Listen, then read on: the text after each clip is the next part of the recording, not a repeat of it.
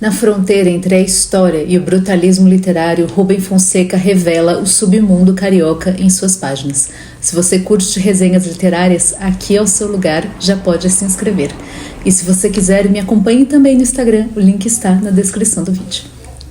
A narrativa de Agosto começa com a descrição de uma cena de assassinato e a ação do criminoso e o seu desprezo pelo corpo da vítima. Em seguida, essa sequência fictícia, a história se transporta para um evento histórico mostrando a presença de Getúlio Vargas protegido pelo Anjo Negro. Essa fusão entre a ficção e a história é uma marca da obra de Rubem Fonseca, marcada pela linguagem coloquial e também pela descrição do submundo das tragédias cariocas.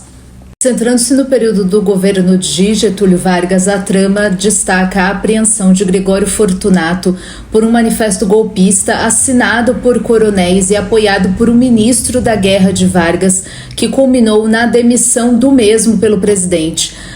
Também o Gregório reflete sobre a instabilidade política na qual se instaura o país e também a desconfiança que Getúlio Vargas tinha em relação à lealdade dos militares, destacando primordialmente a figura traiçoeira de Cordeiro de Farias.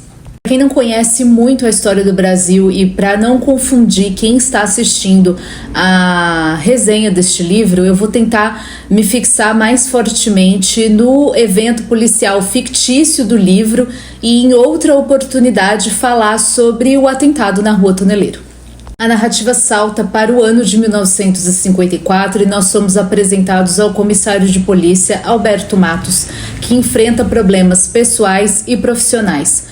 Matos considera uma questão imoral e ilegal a superlotação das celas e tenta fazer uma greve entre os policiais para exigir a transferência dos presos para as penitenciárias.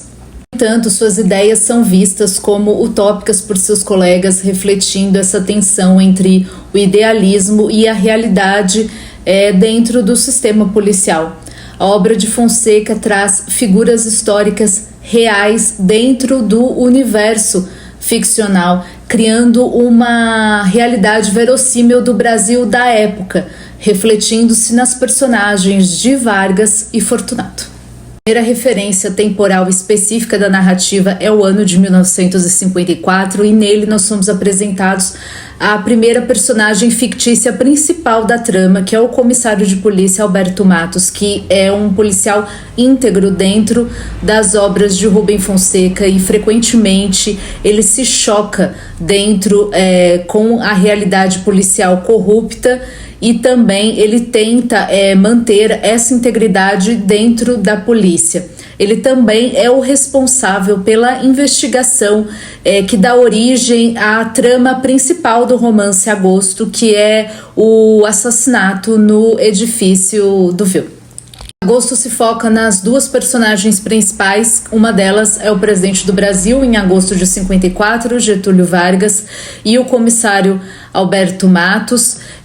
Os dois vivem suas tragédias pessoais, suas questões dentro dos crimes de agosto. Dentro de suas personalidades, o Getúlio Vargas, no livro, fala-se que ele era julgado por não saber se ele tinha condições de lidar com a política pesada da época, primordialmente em relação ao cansaço e à idade, e ao comissário Alberto Matos, pois ele era julgado pelos outros comissários se eles não estaria na profissão errada. Alberto Matos, que é o protagonista ficcional do romance Agosto, ele é um policial no estilo daqueles detetives de romances noir, visto como desleixado. Ele anteriormente era advogado para criminosos pobres e ele ingressou na polícia por não conseguir sustentar-se. Ele é desiludido com a sociedade e ele trabalha na polícia por falta de melhores oportunidades e ele sofre de uma úlcera que ela é simbolizada pela sua não conseguir lidar com as pressões externas e com a injustiça que ele sofre e que ele vê as outras pessoas sofrerem. Essa incapacidade dele de lidar com as injustiças é demonstrada no corpo através da úlcera. Vive num pequeno apartamento no Flamengo, dorme em um sofá-cama, aprecia óperas e a sua integridade é vista na polícia de uma forma pejorativa. Ele é conhecido como Asa Branca porque ele não aceita subornos e para o comissário Pádua, essa integridade dele dentro da polícia é vista até como uma ameaça. O Matos ele é dividido entre duas mulheres, a Salete, que é uma jovem bonita da comunidade, e a Alice, que é uma mulher rica da alta sociedade.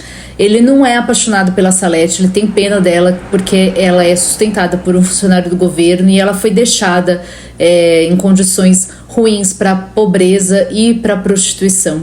E a Alice, ela o deixou 3 anos antes e ela ressurge na vida do Matos, fragilizada, mas essa diferença de classe social entre eles é um obstáculo porque o Matos ele tem aversão aos ricos que os considera, ele considera os ricos muito superficiais. Tem uma hora que a Alice pede pro Matos parar de ver a Salete, porque a Salete não é do mundo dele. Aí ele pensa em dizer a mesma coisa para Alice. Aí, após um rompimento que ele tem com a Alice, ele vai numa apresentação de La Bohème, a ópera, no Teatro Municipal, e ele vê as pessoas dormindo nas frisas, né, vendo uma apresentação maravilhosa de Stefano. Então isso intensifica a sua úlcera quanto às injustiças, porque ele vê os ricos como hipócritas, porque eles fingem apreciar a alta cultura, mas na verdade não, é um mundo de aparências.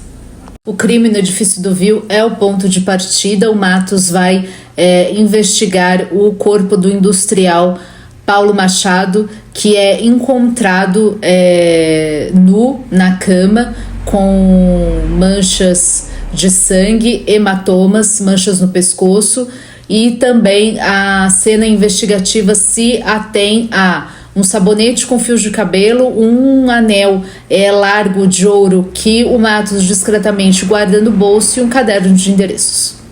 A história começa a conectar elementos fictícios e históricos, como a relação de Luiz Magalhães, que era o amante da Salete, com o Gregório Fortunato nas licenças da Secsim, que foi um órgão real do Banco do Brasil, extinto em dezembro de 53, associado a casos de fraude e suborno. O livro também cria essa divergência histórica, quando ele dá essa licença possível para o Gregório, falando sobre a Secsim, que foi extinta em dezembro de 53, e a trama se passando em agosto de 54. Em casa, o Matos ele observa uma foto no jornal do Gregório, do Getúlio Vargas, e ele observa um anel no dedo do Gregório, e ele acha que pode estar relacionado esse anel muito parecido com aquele encontrado no apartamento do homicídio. Ele acha que o Gregório pode estar envolvido nesse assassinato, mas ele vê que essas pistas, né, são apenas indícios e que ainda precisam ser investigados. A investigação toma um rumo determinado pela história, com o Matos incluindo o Gregório Fortunato na lista de suspeitos, e a partir daí a ficção se entrelaça com eventos históricos, com o Matos vivenciando e sendo influenciado por eles. O romance de Rubem Fonseca não é um romance histórico tradicional e nem uma releitura do passado do ponto de vista dos vencidos. Em vez disso, Agosto integra fatos históricos reais com uma trama ficcional envolvente, promovendo consciência no leitor sobre a realidade política do Brasil e promovendo reflexão sobre os textos que compõem a história. Se você gostou dessa resenha, aproveita, se inscreva no canal. Até o próximo vídeo.